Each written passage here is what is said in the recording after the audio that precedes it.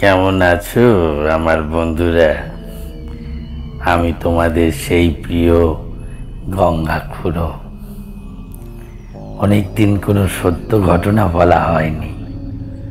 আজকে তোমাদের একটা সত্য ঘটনা বলবো। ক্রোটোয়ান নামটি সবাই কি শুনেছ?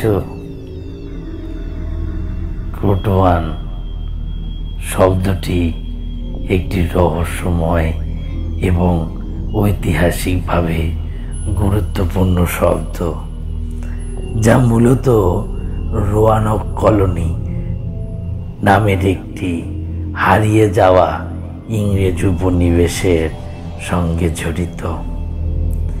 এই ক্রোটোয়ান নিয়েই আজকে তোমাদেরকে একটি সত্যি ঘটনা বলবো। 16শো শতকের শেষে আমেরিকার বর্তমান নর্থ ক্যারোলিনার উপকূলে ইংরেজরা একটি উপনিবেশ স্থাপন করে, কিন্তু কিছুদিন পর সেই উপনিবেশের সব বাসিন্দা অদৃশ্য হয়ে যায়। উপনিবেশের গেটে কেবল একটি শব্দ খোদাই করা ছিল, ক্রোটোয়ান। এই ক্রোটোয়ান ছিল একটি স্থান, মানে ক্রোটোয়ান আইল্যান্ড, বর্তমানে যা হ্যাট্রেস আইল্যান্ড নামে পরিচিত।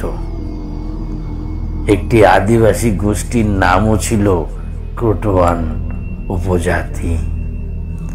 এখনো পর্যন্ত কেউ নিশ্চিতভাবে জানে না সেই উপনিবেশের লোকজন কোথায় গেল বা কি ঘটেছিল।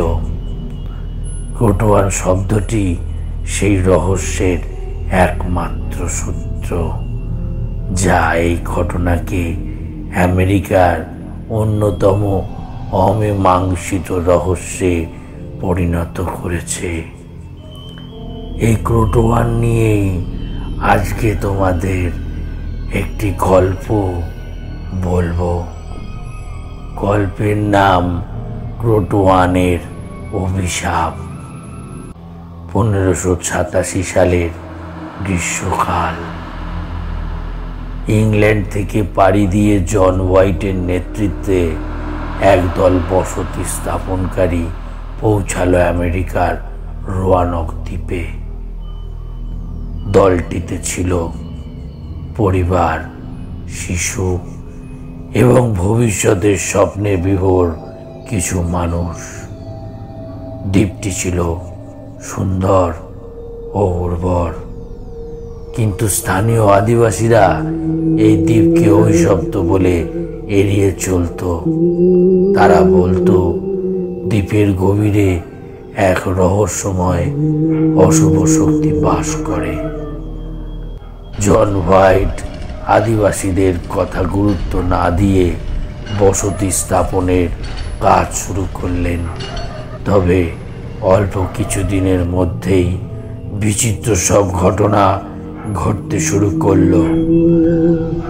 রাতে শোনা যেত অদ্ভুত আওয়াজ, জঙ্গলের গভীরে দেখা যেত লালচে চোখের ঝলকানি, মাঝে মাঝে কিছু লোক অদৃশ্য হয়ে যেত। একদিন বসতির এক শিশু এলিজাবেথের কথা জানা গেল। সে বলল, এক ছায়া মানব আমাকে ডাকছে। সে নিজের নাম বলেছে ক্রোটোয়ান। এই নামটি শুনে আদিবাসীরা আতঙ্কিত হয়ে পড়ে। তারা জানালো ক্রোটোয়ান এক অভিশপ্ত আত্মা, যার প্রভাব যেখানে পড়ে সেখানকার সবাই অদৃশ্য হয়ে যায়। এক রাতে জন হোয়াইট নিজের কুড়েতে বসে চিন্তায় ডুবেছিলেন। এমন সময় বাইরে থেকে এক কান্নার আওয়াজ শুনলেন। বাইরে গিয়ে দেখলেন এলিজাবেথ দাঁড়িয়ে আছে। তার চোখ দুটি রক্ত লাল এবং সে বারবার বলছে, ক্রোটোয়ান আমাদের সঙ্গে আছে। পরদিন সকালে বসতির কেন্দ্রে এক রহস্যময় প্রতীক দেখা গেল। এটি ছিল 3টি বৃত্ত, একে অপরের সঙ্গে সংযুক্ত। বসতির লোকেরা আতঙ্কিত হয়ে পড়ল। সবাই বলল, ক্রোটোয়ানের প্রভাব থেকে বাঁচতে দ্বীপ ছেড়ে পালাতে হবে। কিন্তু তাদের কোথাও যাওয়ার সুযোগ হলো না। 1989 সালের এক সকালে জন হোয়াইট ফিরে এলেন ইংল্যান্ড থেকে। তিনি দেখলেন পুরো কলোনি উধাও। কোনো ঘরবাড়ি, মানুষ, এমনকি তাদের জিনিসপত্রেরও কোনো চিহ্ন নেই। কেবল একটি গাছের গায়ে খোদাই করা ছিল ক্রোটোয়ান শব্দটি। জন হোয়াইট বুঝতে পারলেন ক্রোটোয়ান তাদের সবাইকে গ্রাস করেছে। দ্বীপ থেকে পালিয়ে বাঁচার কোনো পথ ছিল না। দ্বীপটি যেন এক অভিশপ্ত পৃথিবী, যেখানে প্রবেশ মানেই চিরকালের জন্য হারিয়ে যাওয়া। আজও রোয়ানক কলোনির এই রহস্যের সমাধান হয়নি। ক্রোটোয়ান কি সত্যি একটি অশুভ শক্তি, নাকি এটি প্রকৃতির কোনো দুর্বোধ্য প্রতিক্রিয়া? কেউ জানে না। তবে রোয়ানক দ্বীপ এখনো এক নিষিদ্ধ এলাকা, যেখানে সন্ধ্যার পর কাউকে যেতে দেখা যায় না। রোয়ানকের অদৃশ্য হয়ে যাওয়া কলোনি শুধু ইতিহাস নয়, এটি একটি অশুভ শক্তির প্রমাণ হতে পারে। আর ক্রোটোয়ান হয়তো সে এখনো অপেক্ষা করছে পরবর্তী শিকারের জন্য। নমস্কার বন্ধুরা, যদি এই সত্য ঘটনাটি ভালো লেগে থাকে তাহলে আমার এই ওয়াইটি গঙ্গা অডিও স্টোরি চ্যানেলটিকে সাবস্ক্রাইব করুন।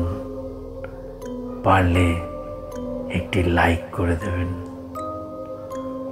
আগামী সপ্তাহে আবার একটি ঘটনা নিয়ে আমি আসি বন্ধুরা। ভালো থাকবেন।